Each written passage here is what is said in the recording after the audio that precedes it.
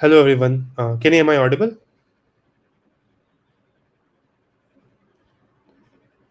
Hi everyone. Today we are about to cover the IBM Environmental Intelligence API. You must be wondering what all will be covered today, right? So before jumping onto what and why, we'll quickly like to introduce ourselves. So hi, I am Shivam Abhijit. I am the Growth Product Manager, Environmental Intelligence at IBM, and have 8+ years of experience for the product management role. Over to you, Ronak, if you can quickly introduce yourself. Yeah, hello everyone. Ronak here. I am a developer at IBM. My role focuses, mostly on building innovative solutions for the businesses to help understand and reduce the environmental risks. So I have around a total experience of like 10 plus, and yeah, I'm having fun here at IBM. Yeah, over to you, Shimon. Thanks, Ronak, for the introduction. So, before covering what exactly is environmental intelligence about, let's try to understand why is it required. What is the need for it? Why do we require a sustainability softwares or sustainable technologies which can be super handy in terms for the different organizations across different scale and across different industry. So, over here, I've tried to cover few stats which might be alarming and might provide the need. Why do we exactly require such solutions? So around $368 billion were lost due to natural disaster in 2024. 1.5 degrees Celsius temperature increased in between February 2023 to January 2024, average temperature. Approximately 42 million trees were cut down every day worldwide in 2023. And in 2023, tropical forest loss totaled around 3.7 million hectares. That is equivalent to 10 soccer fields every minute. You might see like these are quite alarming stats, right? And wondering what exactly are we doing in order to reduce these particular stats. So yes, for different organization perspective, there has been effort, and those effort have been significant. So as we understand, like these are the pain points. So different organizations are actually trying to adapt to the solutions. So within that, I have tried to present some stats over here, which can provide like a cushion. Yes, there's something happening good across the different organization. 70% of executives view sustainability as key business growth opportunity. In that, around 43% are more likely to outperform profitability, and 52% more likely say yes, ESG effort is required to have an impact on profitability in the longer run. 54% CEOs report that the changing weather pattern are affecting the operation, while 51% have tried to make adjustment in order to inculcate the climate changes and the weather changes impact. Half the world GDP actually are dependent on the resources which nature provides. So you can understand the significance, how important it is to conserve nature, how important it is for different organizations to work hand in hand so that they achieve the profitability and the revenue targets they have, as well as they had to conserve the nature. So yes, based on highlighting all these facts, yes, we have a solution, environmental intelligence. How is it impactful? So over here, what I've tried to explain is a value chain, end-to-end value chain. I've taken just oil and gas sector as an example with which people might be able to relate more, but it is prominently this our solution works for different industries. It's not only oil and gas sector; it's for different industry, insurance sector, government, public sectors, finance service, different industry. Our solution offers, right, and it can be inculcated easily in that. So within the oil and gas sector, I've tried to explain the example over here. So this is a refinery, right? So refinery, if they are trying to refine or definitely there will be emissions like carbon dioxide, methane, so these are the critical GHG emissions, right? So using our API, you can actually track how much carbon emission is happening over here. Now, after understanding this is the carbon footprint you are generating, now is the time to actually offset the carbon footprint you are generating. How can you do that? So this can be done. One such example is by planting trees. So while you're planting trees, definitely there is a carbon offset which is done. Whatever carbon footprint you are generating, you are trying to offset that carbon footprint. So by planting trees, you can do that. You are able to generate positive carbon credit. So how you can monitor this? You can monitor this using above ground biomass API. This is another such offering where if you have planted a trees, how much carbon offset you are doing by planting that tree. Not only it will tell you the baseline value, that is how much carbon offset are you doing today by planting it, but 10 years down the line you can also forecast that value. So that capability our model offers. I'll go in detail over here. I'm just trying to explain the value chain, how is it exactly adding to the example. And lastly, the weather API. How exactly weather APIs is offering solution is, so different industries, right, in the oil and gas sector, they have to do maintenance. So using the weather API, they can actually plan and schedule the maintenance for them. And not only schedule the maintenance, it will be also helpful in order to increase their operational efficiency. So they have coolant, refrigerants, and all, right. So they can maintain the temperature across the coolants and refrigerant based on the temperature outside. So after understanding the weather, temperature outside, the rainfall, and all those aspects, they will be able to operate their coolants, heaters, heat exchanger, temperature, and in turn that will increase their operational efficiency. This is end to end the value chain. As I told, like, this is not only for the oil and gas sector, it can be involved for different sectors also. Moving on to next slide, this is what I tried to explain what environmental intelligence solution is all about. So it is basically an API tool, which for which the target audience is basically data scientists and developers, since they will be able to use those APIs, and they will be able to get key insights after running the API. So let's suppose what we are trying to do over here is there are different data sets and data layers, data sources which are available, right? So we have normalized and harmonized those data sets which are available, and post which, if you run the query, you will be able to get key geospatial weather insights and key greenhouse gas emissions calculations using these APIs. So I'll give an example. Let's suppose if you are looking forward for sea level, right, at a particular location. So using those data, you can actually see what is the sea level. You can also see what is the sea level rise by checking out from the past historic data to current today. So these key data sets we have handy, and using those, running those, you can actually get those key insights over here. How is it helpful? So this actually simplifies the data preparation. So these are petabytes and petabytes of data, right? And in order to operate on those data sets, it's actually quite cumbersome. So you can simplify the data preparation over here. You can also extract the key actionable insights and build across dashboards in order to get how to exactly use those insights. You can build models on top of the key insights you are getting across. So it becomes super helpful in that. You can build models. I'll give an example over here. Let's suppose you have weather data, the historic weather data, and you want to predict on your own what is the temperature going to be, or what occurrence can happen 10 days later. So using the historic weather data, you can build a model across for yourself also, right? So accordingly, you can also protect assets whichever you have. So it is super helpful in the asset life cycle management industry also. So basically it can help us in order to protect the assets.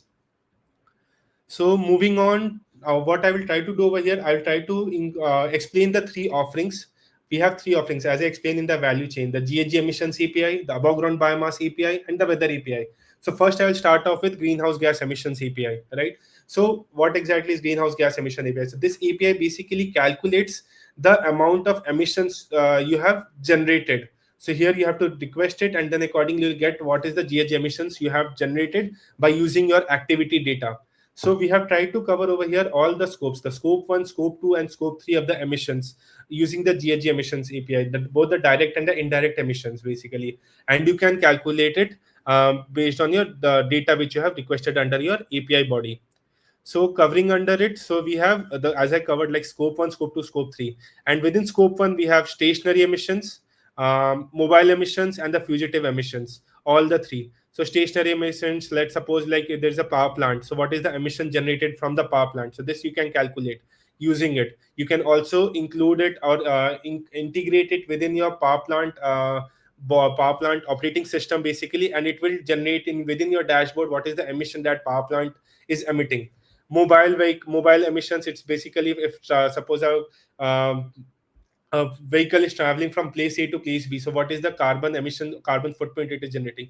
Fugitive emissions, let's suppose there's a refrigerant or coolant, right? So within that, how much carbon emission is getting generated? So all these types are basically scope 1 emission. Scope 2 is basically location based and market based method. Both the methods we have tried to use over here within scope 2. And within scope 3, it's transportation and distribution. I've tried to explain what is the request body, response body, and what are the use cases. So use cases are definitely covering the power plant, refrigeration leaks, whatever is happening, electricity consumption within an organization building, or like from data center, what is the emissions which is getting generated. It's basically helpful in information and technology sector. So what is the emission which is getting generated? And lastly, the freight transport and vehicle emissions. So these are the key use cases segregated based on scope 1, scope 2, and scope 3. So next, I will ask Ronak if you can present your slide and explain like how exactly to run the API. Over to you, Ronak. Oh, thank you. Thank you, Shivam. That was a Just check that your screen is getting shared. So I hope it's getting shared. yeah. It's shared. I mean, Okay. so yeah. Thank you, Shivam. It was a brilliant presentation on that GHG emissions. So I'm now going to walk through. I mean, one of the notebooks of what Shivam has already stated about the scope one emissions. Uh, this is one of the notebooks, I mean, that we have prepared. I mean, this is something that now we care about, but something we don't know, like, how to measure that, which is the environmental impact of production energies. And this is the way, I mean, we have curated in a way that will help you to understand that how we are using the IBM Intelligence, Environmental Intelligence APIs in order to measure the scope one, which is the direct emissions. So, I mean, over here, if you look at over here, this is a setup where we are actually doing the notebook setup over here, where we are basically, importing all the necessary libraries. And after that, I mean, we have this get token mechanization where we actually try to authorize and for the API usages. I mean, we need the authorization for that. And after that, I mean, we have several queries. I mean, these are one of the input formats of APIs where we use in order to get the measurements. I mean, in terms of the metric ton or maybe any other measurements to understand that how environmental impact is, happening around. So what it takes is that it takes basically your current organization, maybe your department or department ID and name, your site information. I mean, for which you wanted to, or someone needs to, measure the GHG emissions, and so we basically accept the input values and we determine by that. So this is one of the queries. I mean, this is one of the queries. These are the use case implementations, and this is one of the queries for that which we are using, and we are getting the expected output for that. So if you take a look at the output of here, we have methane, we have the CO2, total emissions of CO2 equivalent, we have the nitrous oxide emissions, we also have the CO2 from the biofuels, and then we have the CO2 from the burning fuels. If you look at the burning fuels over here, the output of that, I mean, this is the majority of the pie, which is actually, capturing over here. This is something which indicates that the majority of the emissions which is happening is from the fossil fuel CO2. And if you look at the methane is very tiny in volume, but it still, traps so much more heat. So we are including that as part of the total emissions of CO2. So we have somehow, have covered four power plant type over here. We have the coal-fired power plant type. We have the natural gas-fired power plant type. We have the oil-fired power plant type, and we have biomass-fired power plant type. So these are the use case implementations that we have covered, and this is one of the queries. I mean, if you're a data scientist or if you're a developer, or if you have, if you're anyone, you can go through these notebooks in order to understand that how we are extracting or harnessing the power of our APIs and calculating the GHG emissions over here. And then last, I mean, what we have covered is the comparison of emissions between power plant types. So if you look at over here, these are the comparisons where it says that the coal-fired produces the highest CO2 emissions, followed by the oil-fired and followed by the natural gas-fired, whereas the biomass-fired, emits the least CO2 emissions, I mean, over here. So yeah, uh, thank you, everyone. Back to Shivam. So, thanks, Ronak, for explaining the notebook and where exactly can they check the samples and how to run it. So, next, I will move to the next offering. So, before we move, so you can post your queries over there, and we'll be there to answer the queries posted. So, please post your query in the comment box. Next, I'll move to the next section, above ground biomass API. So this is the second offering which I was talking about. After understanding about how exactly to calculate the carbon footprint you have generated, right? So how to offset it? That is something you must be wondering. So this is the API from which you can actually monitor and track what the carbon footprint generated. How much are you offsetting it? So this is the above ground biomass API. So using this, basically you can calculate the biomass, above ground biomass value, uh, done via carbon sequestration. So it is basically helping in explaining the estimation of the carbon sequestration. So as it doesn't only tells you the what is the baseline. Let's suppose if you are planting 10 trees at a particular area, so what is the carbon sequestration you have generated, right? Or what is the positive carbon offset you have done. So not only does it tell what is the current baseline value, it can also forecast. So 10 years down the line or 20 years down the line, what is the value you're generating, right? So our model, 3PG model, basically helps you getting to that particular value. And it is not only generic, it is also species specific. So every tree is having different tree density. So these API basically help you in letting it know. Let's suppose for eucalyptus, what is the carbon offset you have done, or what is the estimation of carbon sequestration. So it can be also calculated species specific, so which in turn actually increases the accuracy of our model. And it can also tell you the baseline value. So let's suppose if you want to know in 2019 what was the carbon sequestration done for a particular area. So in 2019 you can know, and you can extrapolate it, and you can calculate for the forecast for the future value also using these APIs.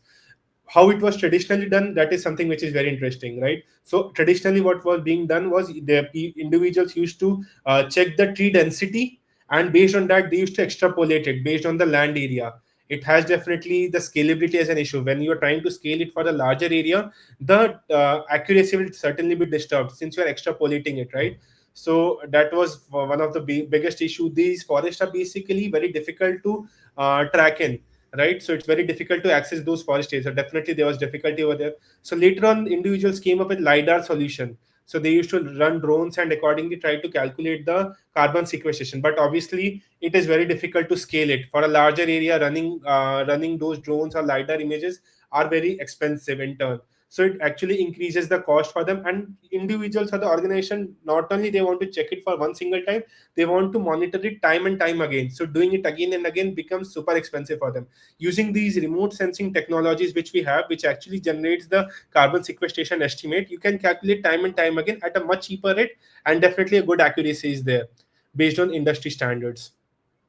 So you are it not only now try to cover the use cases using the above ground biomass API. So it not only let you know like what is the above ground biomass, it also helps you in tracking or monitoring the deforestation or the reforestation which is being done. So using these API, you can actually calculate that. It can also let you know, like lately you might have seen in Los Angeles and different other parts, the wildfires and the forest fire have become very prominent, right? So it can help you evaluate the impact of the forest wildfire. Obviously, estimating the carbon sequestration, as I explained, becomes super critical. And also the last part. So lately, lot of carbon trading platforms are also being developed, right? So which actually helps you in buying and selling your carbon credit. So these carbon trading platform are utilizing this particular platform either for validating for whatever they are getting it, or directly using it for different customers so that they can buy and sell the carbon credits using it. So it becomes a verification tool for them. So it becomes super handy. So these are the key use cases of above ground biomass API. Over to you, Ronak, if you can explain the use cases. Meanwhile, if you have any queries, please feel free to post. After Ronak explains about above ground biomass, we'll be answering the queries. Ronak. Yeah. Thank you. Thank you, Shiva, for the nice explanation. So yeah, sorry. So yeah. Imagine standing, in a lush forest filled with, carbon absorbing trees. And now imagine yourself standing on that very forest, weeks later, months later, sharing or, smoking in silent. So, I mean, what's the environmental cost, of that fire? I mean, and how do we measure it? So that's exactly, what this notebook will help us understand. So wildfires.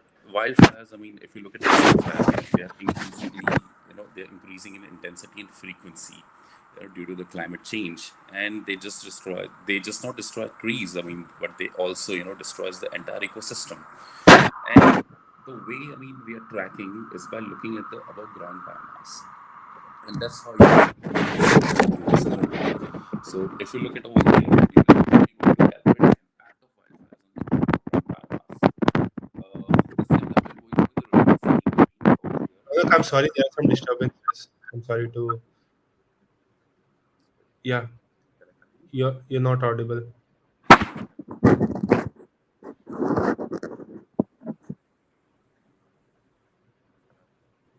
Can you let us know if you are audible? Rather, can you speak again? Hello? Yeah, you are audible now. Please go ahead. Audible? Yeah. Thank you. Yeah. So the setup will going to be remain same. I mean, where we are just loading the necessary libraries which is required, and followed by we're going to authorize as a IBM user or as a user, and then we're going to create a query. Like we're going to make the queries. We're going to create. This is one of the queries. I mean, where we are trying to calculate or measure the AGB for the years 2020 and 2021. These are the coordinates. I mean, and once you have the query over here, once you develop the query, you just have to send those queries to the AGB APIs in order to get the data, relevant data. I mean, that how basically you're going to measure the queries, measure the AGB. So here's, I mean, one of the outputs. If you look at the outputs over here, we have the baseline AGB minimum units, then we have the baseline maximum units, then we have the areas in hectare, and these are the above ground biomass for the 2020 and 2021. And just by looking at the output, you can calculate the difference in how much above ground biomass has been there in the 2020 versus how much we have lost in the 2021. So there are some utility functions, and this is the way, I mean, we are calculating the AGB difference. So just one thing, I mean, I wanted to tell everyone that, I mean, our product APIs are like fully compatible with the Python environments and the Python notebooks. So, I mean, it can easily integrate the calls, run into the Jupyter notebooks, and one can verify the results alongside the code. So I mean, for example, I mean, this is the code and these are the results. So if you're a data scientist or a developer or perhaps anyone who loves the flexibility of notebooks, I mean, our APIs are perfect fit for your workflow. So yeah, I mean, that's how, I mean, we are calculating the AGB difference. And if you look at over here, this is the difference where the red patches indicates that we have lost this much amount of AGB in just 1 year. So yeah, that's it. Thank you. Thank you. Back to Shivam.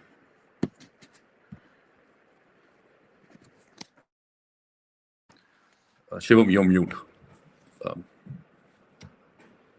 Thanks, Ronak, for explaining it. So now moving on to the last offering, the historical weather on demand API. So after covering this historical weather on demand API, we will show like how exactly to run the API. Ronak will show it. So let's cover the last topic, historical weather on demand API. So this becomes a super critical offering, and that is actually relevant to most of the industries. In order to achieve the operational efficiency, organization do look up to historical this weather data basically, and they try to inculcate it or integrate it within their operations and try to get it used in day-to-day operations in order to achieve the operational efficiency. And not only that, also protect their assets which they have, right? It costs them billions and millions of dollars, and it definitely becomes super handy that these weather data in order to protect those assets. So trying to explain, so using our weather API, we can not only get the historical weather data, the current weather data, but it can also forecast. So there are different data sets and data layers we have associated, which I'll go and deep dive into it next slide. So using those, you can calculate, you can get a forecast also weather data using different data sources we have, and also get the current baseline data, current baseline weather data also. So now I try to highlight what are the what how is it being useful, right? So it can be used in the agriculture sector, it can be useful in transportation planning, it can be useful for calculating, let's suppose, snowfall. So if you are how much snowfall is going to happen in particular area. So right, so this becomes super useful. And not only calculate that, based on that you can also calculate using, for let's suppose there's a historical value for snowfall, right? So and this is the amount that it costed in order to remove that snowfall. And if you want for the upcoming year or for the upcoming month, how much cost will it cost, right? So you can use a unitary method and try to calculate for this much area, for this much time frame, for this much snowfall, this was the cost. So how much will be the cost for next upcoming month? So these become super handy, these weather forecast data and the current weather data. So I've tried to explain these are the data sources we have: the TWC history, weather on demand, current weather data we have, the GFS 16 data forecast, the TWC 6 month season weather forecast data, right? So there are different spatial resolution, temporal resolution. The spatial resolution of 4 kilometer, temporal resolution of 1 hour. So it provides the key data layers like dew point, evapotranspiration rate, which can be useful in the agriculture sector, temperature, max, mean temperature, precipitation rate, snowfall, right? Prominent in the areas like Canada, USA, Japan, and others. UV index, it can be helpful in the solar site selection. Temperature, above ground biomass, wind direction, wind gust, wind speed, prominent in the areas where like the wind farms are there, so it actually helps them in site selection. So optimal good site selection for wind farm, these kind of data will be super helpful. And then we can also calculate solar irradiance, that is another data layer basically, which can be helpful in evaluating what can be a good solar site selection. So using these forecasts, you can calculate the average precipitation, relative humidity, temperature, mean, max, solar irradiance, ground temperature, wind direction, which and the volumetric soil moisture, which can be super handy for the agricultural sector. So getting on to the use cases, I've tried to cover mostly around how exactly can it be helpful. Agriculture planning and precision farming, right? So that can be super helpful, and it is being very much utilized in the APAC region. So farmers and the organizations are actually moving forward, looking forward for the agricultural planning based on the weather data they have, and they can also try to outsource, like different organizations are there, based on the weather data they can try to forecast, like okay fine, this particular let's suppose onion is there, so onion will have less I would say less demand, or less supply for this particular area, so accordingly they can try to import it. If suppose there is surplus in supply, then they can export it, so it becomes super handy, the retail demand and forecasting, and also as well as supply chain optimization, disaster preparedness and recovery. They're different assets, right? So they need to protect those assets.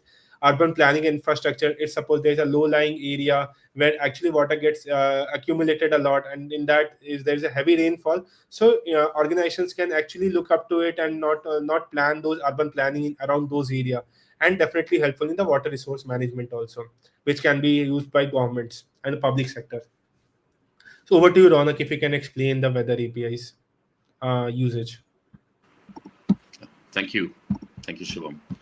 So weather APIs, I want to show you something, deceptively simple, but super powerful, which is, to predict, how can you use the weather data to predict the business performance of a car wash? If you look at this notebook, this is one of the use cases that we have built around the Julia, that how can you forecast the insights for a car wash business. So the overview seems, there's a simple, the setup where, it's the same setup where you're going to load the libraries, and then you're going to authorize as a user, and then after that you're going to start making queries. Now in the queries, if you look at over here, we are basically first of all querying the historical data. So in order to, Disturbances. So sorry, uh, can you unmute and mute yourself? There are some disturbances, background disturbances. Yeah. fine. Yeah, sounds good now. Yeah. So we go on to make some queries. We query the historical data. With the historical data putting as a baseline, we can focus the business insights or the business performance. For the business insights or the focus insights for a car wash business. Let's say for the next 15 days, for example. I'm sorry. So that's how you basically query the historical data. So this is the query that we have formed, and these are the data that we have. These are the historical insights of business, and then from these insights, we are calculating the past. These are the values. Sorry, these are the values, and from these values, we are calculating the past business insights. So that's how we have formed the query to calculate the past business insights. And once you have the business insights derived, then you can use those insights in order to predict the forecast for the next 15 or 30 days, or maybe for a month, depends on the temporal range. So after that, we are acquiring the forecast weather data using the form queries, using the values that we have used. So if you look at over, these are the values which are required. We require the date, we require the postal key, then the lat long. If you provide the postal key, we don't require the lat long. And then the dew point or these somethings, which is something which will be derived just based on the date and the postal key. So once you provide as an input date and postal key, you'll get all the values, and based on the values, you can derive the business insights just in order to understand that, how will the business going to look like. So over here, you can see that we have certain views, maybe for the next, for the next 15 days, we have a afternoon max, we have a afternoon average. So these are the values, which will actually help you to derive the business insights for a car wash industry. So we have plotted the graph over here, which is just saying that, it will actually going to lead more humidity in dew fog formations. So which will actually lead to lesser business, during the day. And that's how, we are using the APIs in order to, form, or, the business, performance of the insights out of. Thank you. Thank you very much. Back to Shivam. So, thanks a lot, Ronak, for explaining. So, I've received a question. Is the historical data available for all geographical regions? Yes, it is available for all the geographical regions, and you can definitely use it under our free preview. I have provided a link. I've also provided the website link. You can explore what are the capabilities which we have, and a free preview link. So, you can sign up using the form. I'll explain in detail how exactly to sign up. So, it will be super handy in understanding those aspects. And then Ronak will take over and show it how to actually run the EPI. Now, what he is trying to show is just the notebooks and how to exactly run the notebook, right? So now next what we'll do is we'll try to explain how to run the query and how to reach particular that stage where you can actually use your API key, which you can generate using your free preview link. It has some limitations in terms of usage, but yeah, if you want to, if you have any queries, any questions, in the end I will also paste my email ID. You can feel free to reach out to me. I'll be there to answer all the queries, any requirements you have. So next I'll try to explain how exactly do you have to set up. So over here what I've tried to do is I've tried to explain using the GHG emissions API. So in order to start up, I have also provided the website link in the chat. You might have seen it. So this is the website link. You can also search on Google Environmental Intelligence and click on this website link. Next, you will move on to this particular sector, the Environmental Intelligence website, right? So on the Environmental Intelligence website, you can see what are the offering, how exactly are we trying to create value. There's a free trial icon over here. You can click on this free trial in order to free trial, and once you have signed up, then maybe if you want to access your account, you can click over here, access your account. So click on free trial. If you're a first time user, click on free trial, post which you'll get into the sign up page. This is the sign up page. Basically, you have to fill all the details. Those are like quite handy and it will just take less than a minute. Just fill out those details and then complete out the double authentication process. So once you have done the sign up, there will be a code which you'll receive on the registered email ID. You need to verify your email ID and then your account will get provisioned. So it generally takes 2 to 5 minutes of time in order to provision it, right? So just wait for 2 to 5 minutes. Meanwhile, what you can do is you can explore this thank you page. We have provided some resources also over here. Just look into it and have a tour of it. Within 2 to 5 minutes, your account will be provisioned, and after provisioning it, you will receive an email, right, on your email ID. If suppose we have heard cases with for Gmail, the emails go into spam also. This is how your email will look like. So you can look into this particular email in 2 to 5 minutes after creating the double authentication process. You'll receive this email. Check your spam if you have not received it, and click on get started here. Once you click on get started here, you have actually signed up, you have started using our APIs. So this is basically developer console. Over here you will receive all the key credentials you might have seen, right? While Ronak was trying to explain the notebook, there was API section, tenant ID, org ID. There's a bearer token, right? Bearer token is in the bottom. API key, tenant ID, org ID, these are from the resources. The different resources like get started guide is there. Download how to integrate the QGIS plugin for visualization. Different tutorials are there, different samples are there, everything across on one single page is there, developer console. There's also data catalog from which you can actually check for which particular region, for what particular area we have the data. Different data sets, different data layers are also across in the data catalog. So using these API key, tenant ID and org ID, you can actually run your query. So Ronak, if you can explain step 7 and going forward. Yeah, thank you. Thank you, Shivam. So, first of all, before I just start with that, I just wanted to tell everyone that, the notebooks that I've been showing, whether it be, wildfire predictions, or the, forecasting insights about a business. Our notebooks are fully available on the GitHub. They are open sourced. You can run in your environment, like quite seamlessly. So yeah.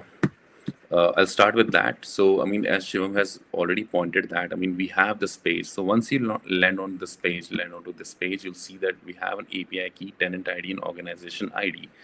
So so whenever you're running your notebooks, you would require all these three. Okay.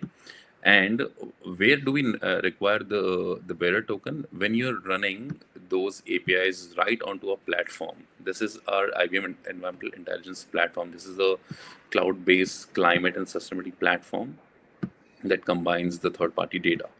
So we have a platform over here, and then we have a notebook. So for the notebooks, you would be requiring API key, tenant ID, and organization ID. But for the platform, you would just be requiring the client ID and the bearer token.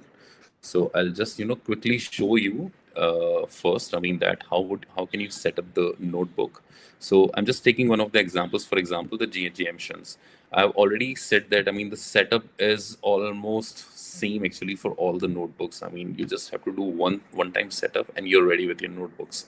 So what is the setup? I mean over here, if you look at over here, we have this config.read, which is the secrets.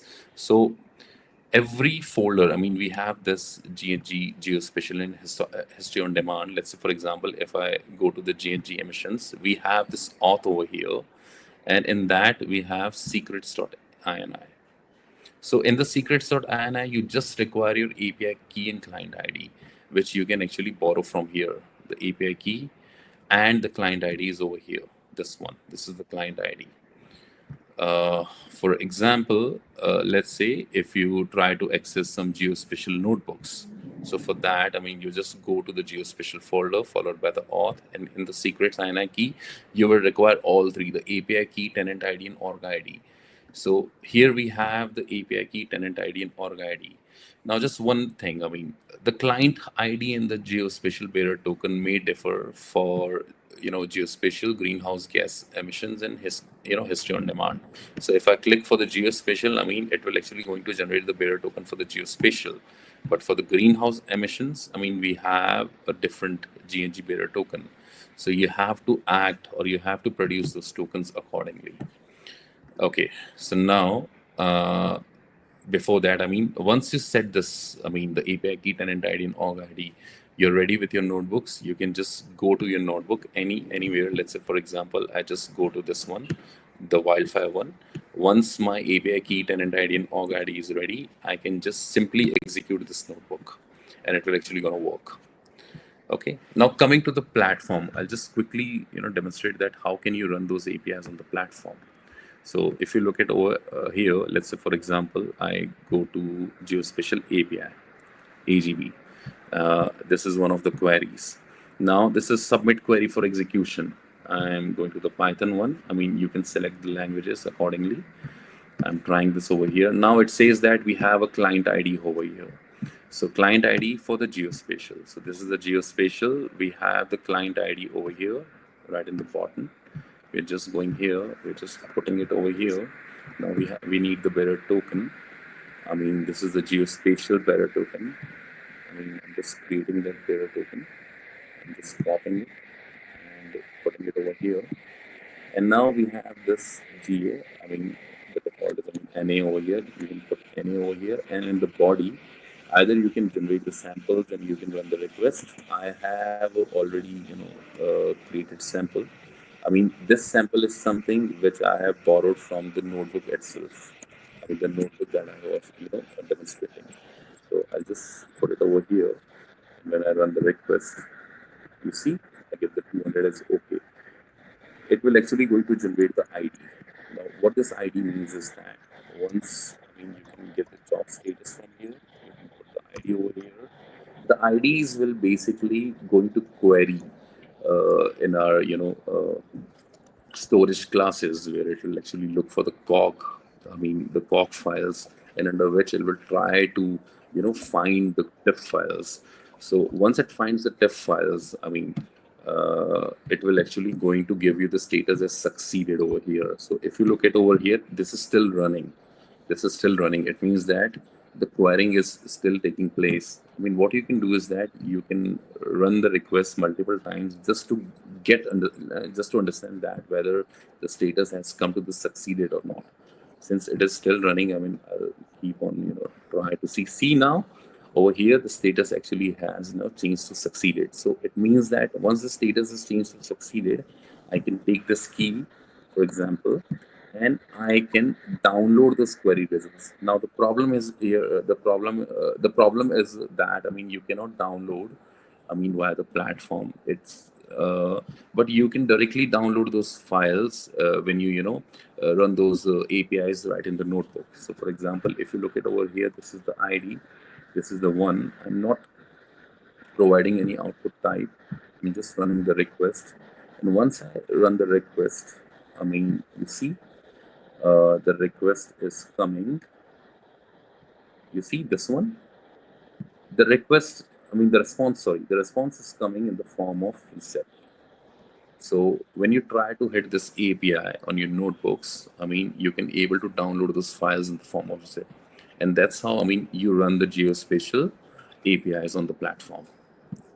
So this is the geospatial API. Let's say, for example, if you wanted to hit the greenhouse gas emissions, what you have to take is that you just have to generate the bearer token over here, just copy it over here, and go to the GAG emissions API.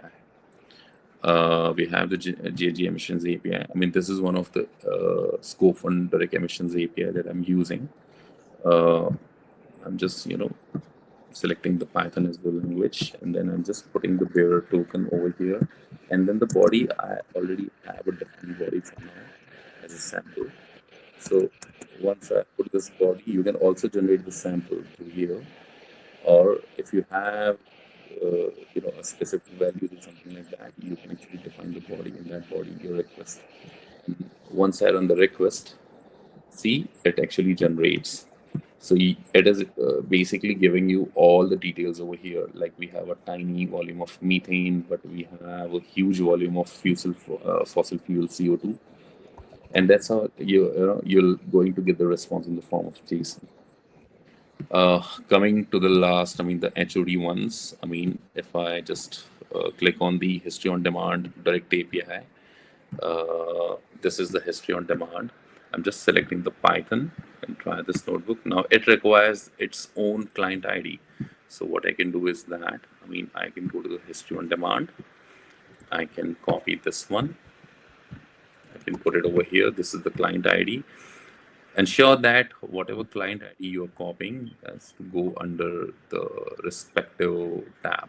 So since I'm working on the history on demand right now, I mean, I'm taking the client ID from the history on demand app. Now I'm generating. I can regenerate the token. I mean, that's totally fine. Or you can use the same token. So I'm regenerating the token. I'm putting it over here. Now you have a geocode. So now geocode, wicket, I mean, you have this ICO code, you have IATA code, or a postal key. Either of whatever you have, I mean, you can use that. You don't have to use all the variables or the parameters over here. Either of the parameters is required.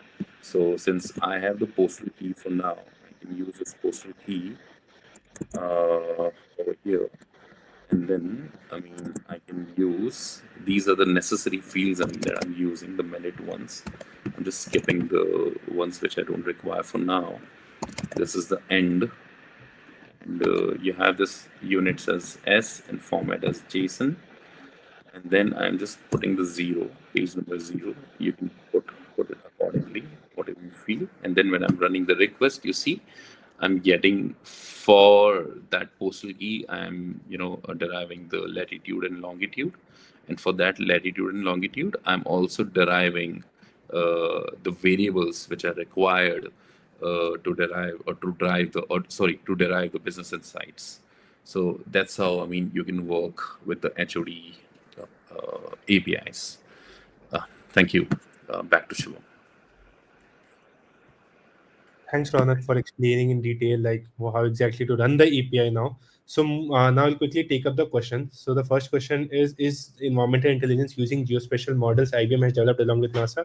Yes, And also we have another offering called Geospatial Studio, which is like where you can also try to exploit the data which you have at different add across different data layers, so it can actually increase the personalization. So I will share my email ID in the end. Maybe if you have more questions on that, so we'll take can take that via my email.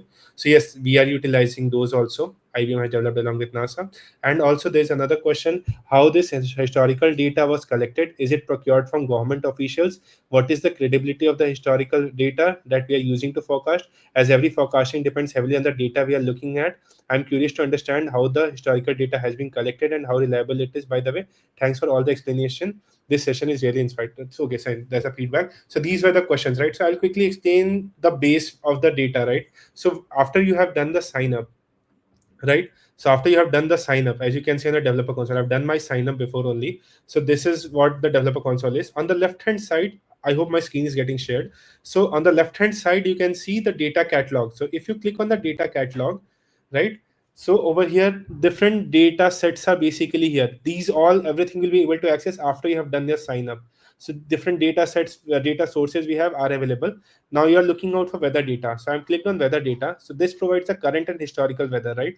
So you can click on this. Over here, you will find all the key details from which time frame to which time frame we have. So yes, these are the government open sources data on which we have basically kind of data labeled it, open like harmonized and normalized those data, and according you can see those key insights. You can see from here, it's in the description 2015 the data is there, and for few of the data it is available from 2017. And on top of it, what are the different data layers which are available there for 21 different items, right? So you can see all the different data layers which are across present for here, and for the different regions you have, right? So for this data we have, it's globally available, so you can definitely look into those things and the aspects also. Now moving on to the next data set. Sorry. So, I mean, Shivam, one more thing. I mean, so answer to Sorry. this question, that where we have procured this government officials, so you can also see the provider. I mean, the source where we have procured. So if you look, if you get into this one now, you can see that we have procured the data from the weather company. That's the provider. Yeah. Yeah, carry on. I mean, Shivam. Yes, sure. And accordingly you can see like for weather only how many data sources we have: the ERA 5 global weather, GFS 16-day forecast, monthly season forecast, history on demand. So different data layers are different data sources we have. You can use it as per the data layer you are interested in. Accordingly you can check the locations for which it is available, and accordingly run it as per your requirement. Any other question? Yeah, I can see another question. Just a second. If you can, hi team, how are the data set getting refreshed in case someone wants to use it? So we have, in terms of that also, we have the different aspects of it. I'll quickly share that. So you Yeah, can see right over here, what is the temporal resolution, right? So, and what is the spatial resolution? So this data keep getting refreshed. There's a time frame with which it gets refreshed based on the resolution type it has, and accordingly we can get the fresh set of data for different data set. That the update frequency varies based on that how frequently do we get those data. So accordingly you will get the fresh insights. Ronak, if you want to add anything across it. so no, that's fine. I mean, that's great. So also, I mean, if you read the description, it also says that, I mean, we have our early data back to July 2015. So yeah, this indicates that, I mean, we are getting the data on an hourly basis. So I mean, whatever Shivam has just showed you. I mean, the data catalog, you'll find most of your answers. I mean, if you just go on to read about the description, or maybe all the data set ID, or the provider, or the temporal resolution, or the spatial resolution, you'll actually all the answers will like you'll going to get all your answers of your questions. Is there any question? Feel free to post while we have some time. We'll happy to help in terms of Yeah. answering the question. So Meanwhile, apart also, Yeah, apart sorry. from that, if you have any questions, I mean, Shivam will actually going to post his email. You can, get connect with Shivam on that aspect. I mean, Happy to answer all the queries you have. I'll share my email ID. so we got, I mean, another question, Shivam. Just says that we can use. Yeah, go ahead.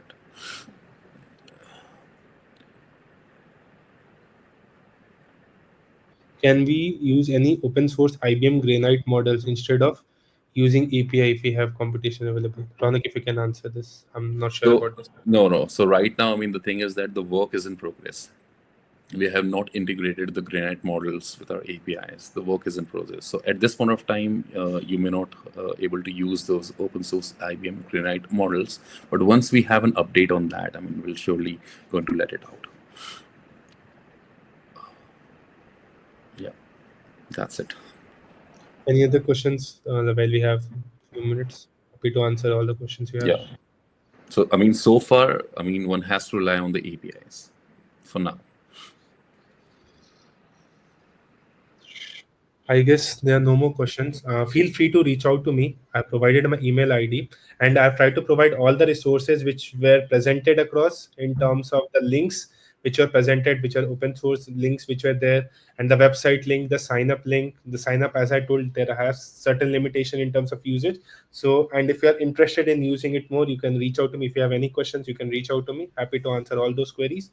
Hope this session was super insightful for you guys, and you might be able to relate yourself and use it more frequently and more prominently. It is not only useful from the organization perspective, from individual perspective also. Let's suppose if I want to see how much carbon emission am I creating if I'm commuting from position A to position B, right, using airlines or whatever medium of transport. So you can use for that particular aspect also, and certainly helps you get to be more environmentally aware. And from organization standpoint, we have different ways in order that organization can use it, and it can be helpful in inculcating in their day-to-day operation and getting the operational efficiency. Along with that, the CSR thing which is there along with, they have to tag. So that's it from our end, Kenny. Yeah. Thank you. Thank you for your attention.